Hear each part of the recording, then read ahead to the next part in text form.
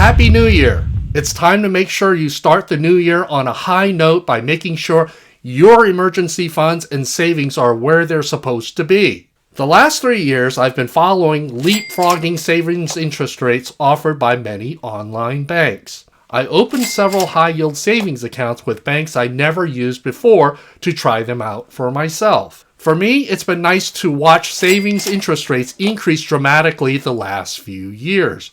2022 and 2023 were definitely the years for savers. But what about 2024? I still think 2024 will be a good year for savers and holders of emergency funds. High-yield savings interest rates stabilized in the last half of 2023 and has been holding steady even as we enter 2024. This is because the Federal Reserve have stopped increasing interest rates to tame inflation. They are largely taking a watch-and-see approach at this point.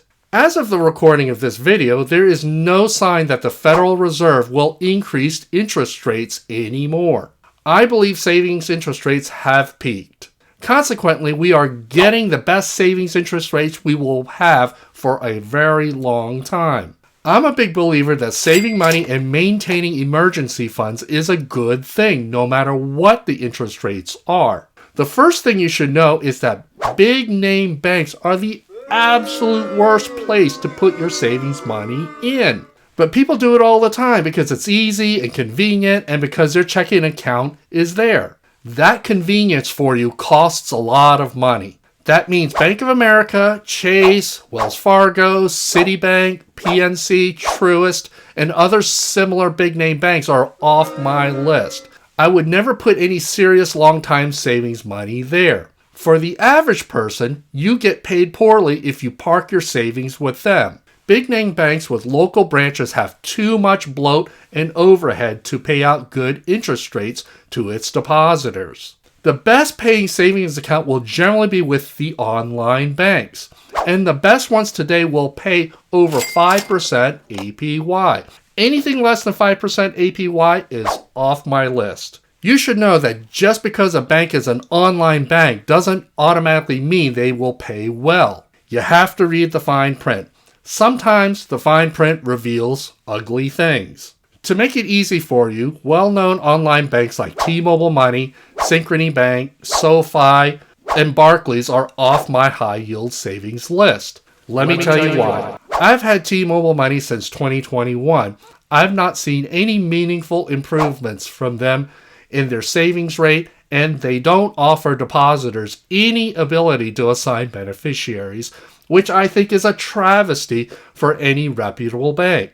As a result, I'm going to close my account with them later this year. Next up is Synchrony Bank. Some of you might know I've had prior issues and gripes with Synchrony Bank. Synchrony simply doesn't pay enough, which is the most important criteria.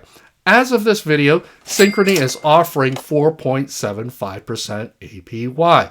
But I have to admit, I do like that Synchrony sends paper statements.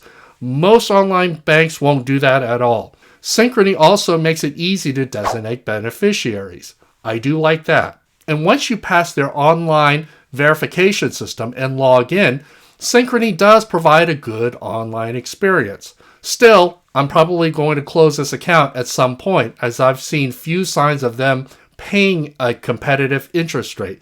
They always seem to lag. Next is SoFi Bank. I've looked into SoFi several times the last 3 years because the SoFi name pops up often in my online research. SoFi seems to get a lot of online coverage with ads, articles, and YouTube videos, but I've never been persuaded to open a SoFi account. Every time I read the fine print about SoFi and see the interest rates they are offering, I come to the same conclusion.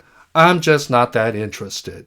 As of this video, SoFi is offering 4.6% APY, which I think is mediocre. They don't offer good enough rates for me to open an account with them.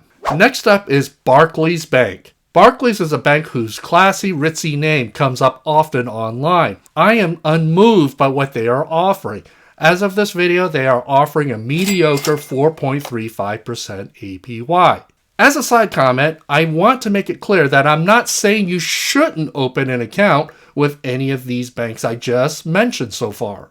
A banking relationship sometimes goes beyond the rates they pay. Sometimes it's the features or the service that you do like, but from a strictly high-yield savings interest earnings point of view, many online banks simply don't offer good interest rates for my money. They rely on the brand name more than their rates. I will say that Synchrony, SoFi, and Barclays are most certainly paying better than the big name banks.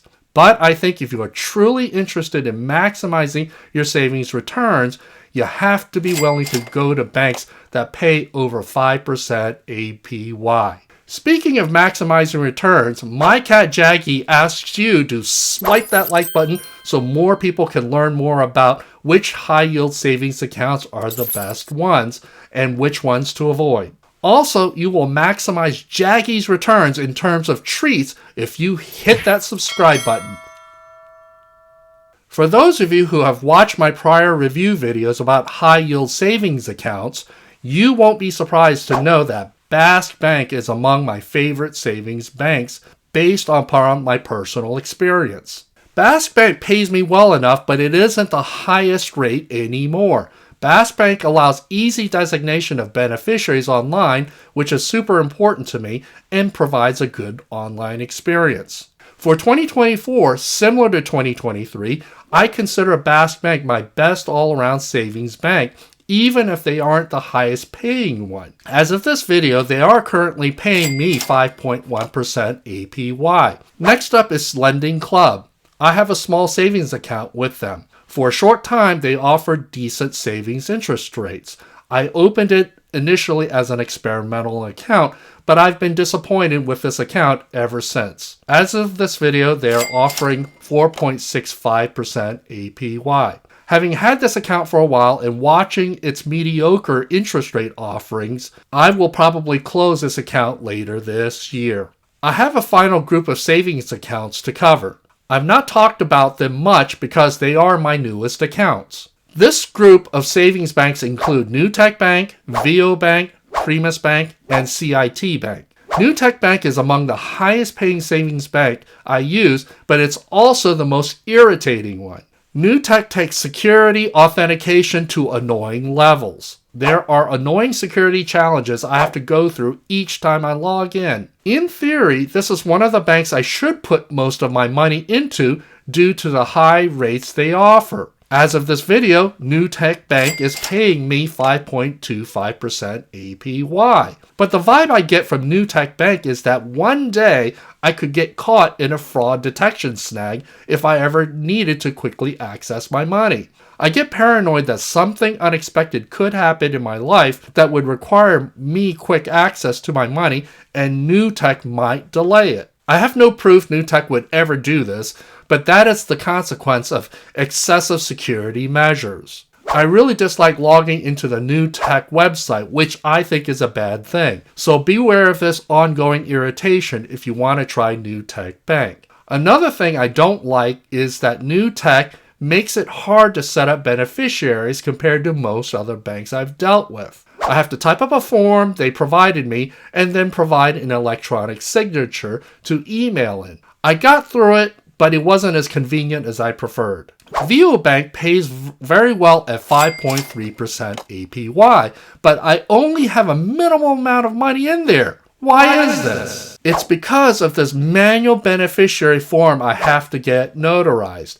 I haven't gotten around to it yet. This is the unintended consequence when banks make it hard to set up beneficiaries. If I ever remember to get the beneficiary form notarized, I might transfer more money into Vio Bank to get that 5.3% APY. But for now, it holds a small amount of money. Primis Bank is a bank I can recommend, but just barely, because they are just over the 5% APY threshold. As of this video, Vio Bank is paying 5.07% APY. I do like their beneficiary designation screen. I don't have much money in this account because it is a newer account, but also because they don't pay the best rates.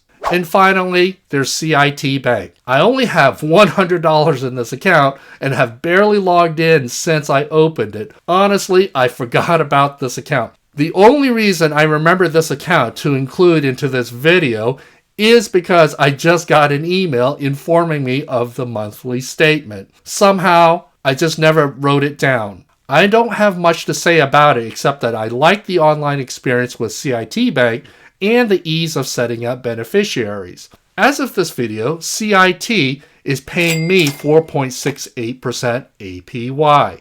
I will probably close this account at some point because of the mediocre interest rate that they are currently paying. The next video you should watch is this video about